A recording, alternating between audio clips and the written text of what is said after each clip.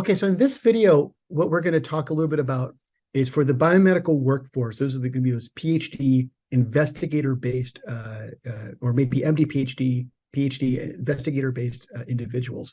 How does the compensation work in the biomedical world?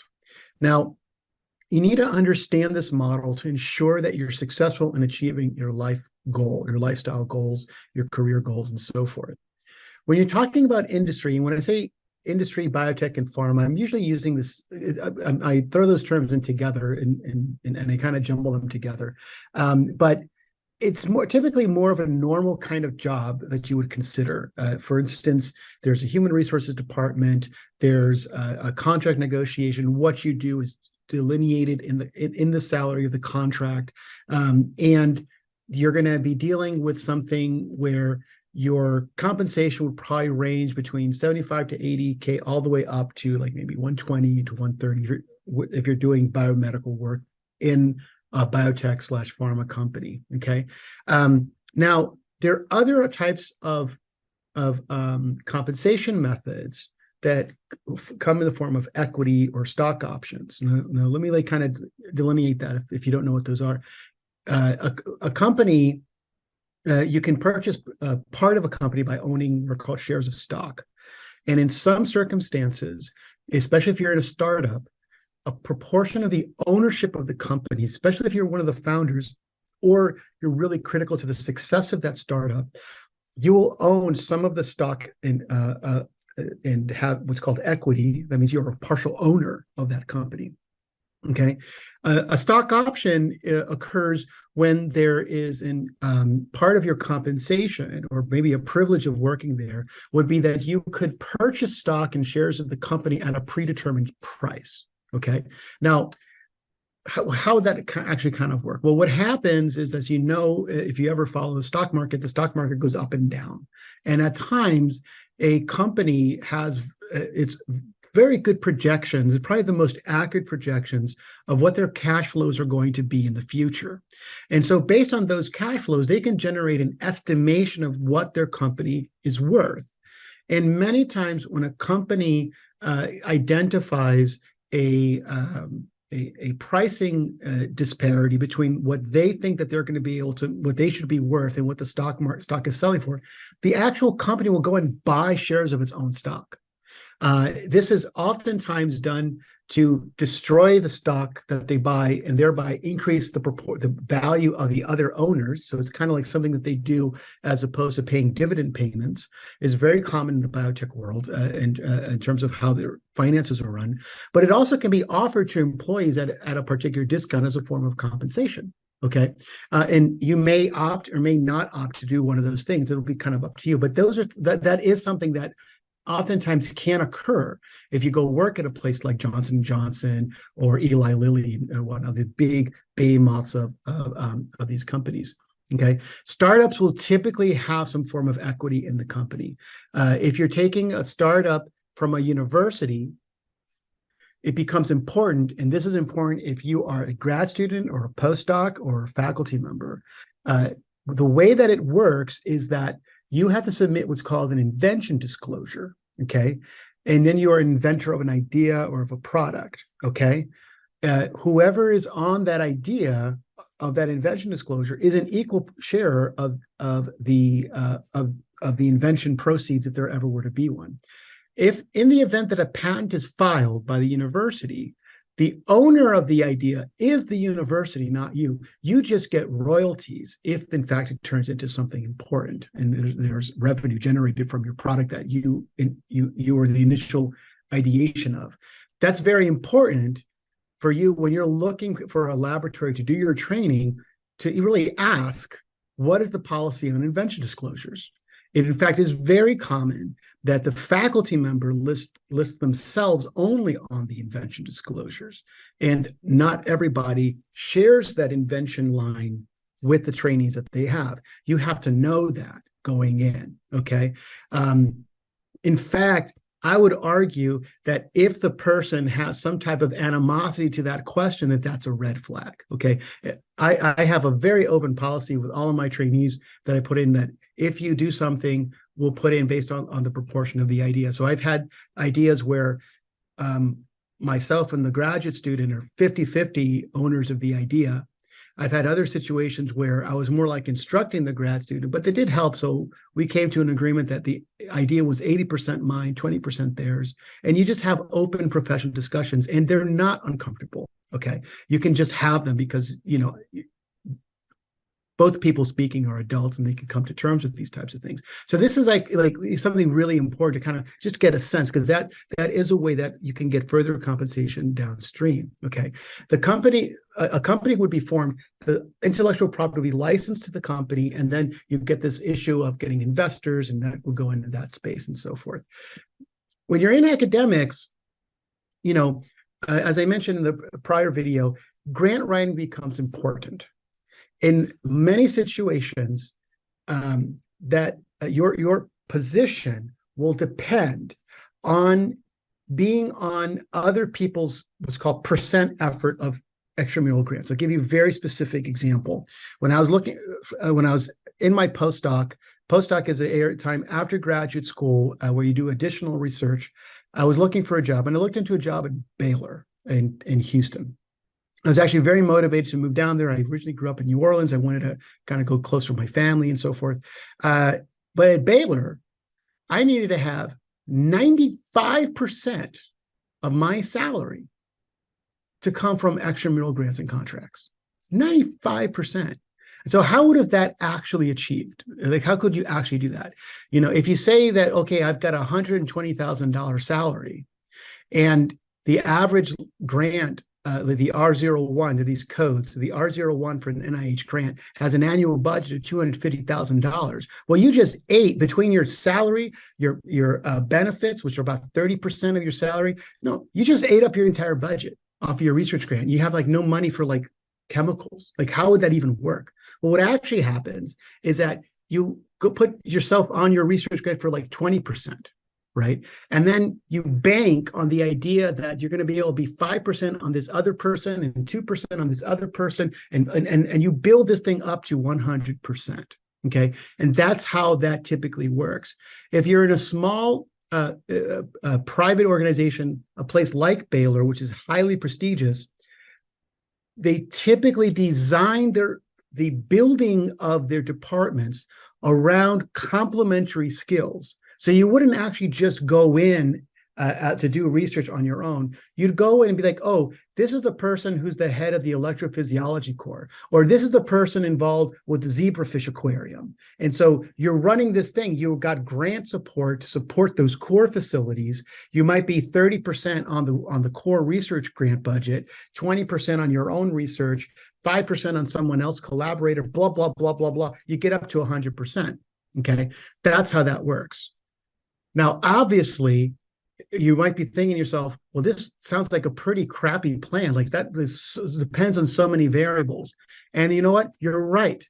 It is a crappy plan. It's very difficult, but it actually does work because there's something called bridge funding.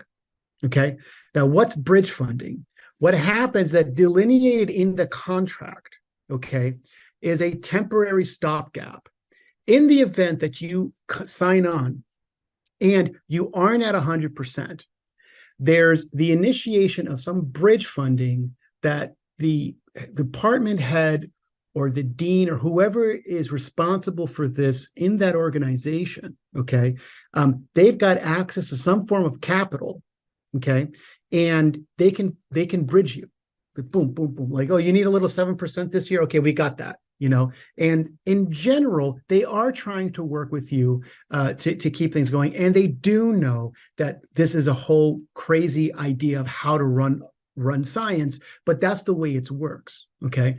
When you're in a public university, say something like University of Florida or something which is owned by the state, the state of Florida, there's going to be actual dollars coming in from the federal the state tax revenues, right? So the state of Florida has taxations on every time you go to Disneyland, have a hotel, there's a tax. That cash is going to go to support the university, might come into that, okay?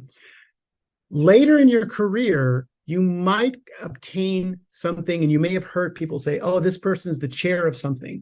So sometimes you look at these scientists and it's almost kind of like NASCAR, right? So you've got like they mentioned the NASCAR, and it's like all these like different like advertisements on it. So for example, I work at an organization where literally we have an emergency department that's called the Abercrombie and Fitch Emergency Department. That's not a joke. That's a real thing. And so you put these names on things, right? Those names, what do they do with those names? Those names cost money. They come from philanthropists, okay? And what happens is that there's a massive amount of capital that goes in. It's placed into some type of a bond yielding a set determined percent interest, okay? And the interest of the capital invested is what's used to pay your salary. So if a person says, oh, I am the endowed chair of blah, blah, blah, right? What does that mean? That means that blah, blah, blah family has donated a massive quantity of money, around 2 million is more or less what we're talking about. And then about they've sold a bond at like 3% or something. And the interest of that bond every year is what's actually going to pay your salary. Okay, that's where the endowed chairs come in. There are many of them in universities, but they tend to be in people that are senior in their careers. It would be something like, oh, the person that developed this accolade or that accolade or this other accolade. There's other families who have it they'll make a donation to be in a situation where you might have like, oh, I want the money to go only for research.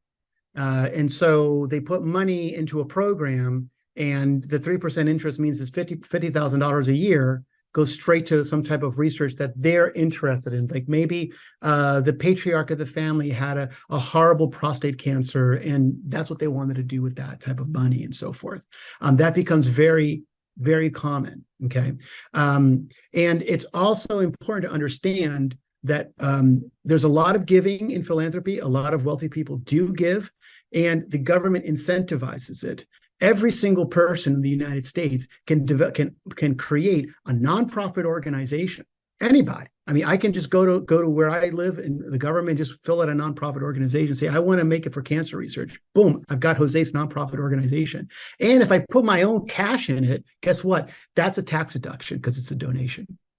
So a lot of rich people, people of high net worth, they create these things as tax shelters because they want if they'd rather donate the money than give it away to the government in tax. Okay, and they actually have to do these things by law. They actually have to like donate things and stuff. So the bridge funding gap, getting back to the bridge funding gap, this is that gap when you're going low on your FTE because something happened, your grant didn't get renewed or this or that. The bridge funding gap comes in. Problem with that is that it's temporary. Within your contract, it will delineate like how long that bridge funding occurs. And most places have it for about 2 years. Right. So if you don't bring yourself up or haven't made any progress in getting other extramural grants or contracts, you're out, done. You're done. Okay. Like, and when I say done, I mean you're done. Okay. Your lab will be taken away. All of the work that you've done, it's done. All right. And I've seen that happen many times, and it's always traumatic for everybody involved, but it's always worse on the person who's experiencing it. In general, comparing academic to industry, although industry offers potential for maybe a little more clear delineated salaries coming from an actual profitable revenue stream, or from like venture capital seed funding that they have for like 5 years or something. The academic in general offers generous retirement programs, generous health benefits, and potentially a pension.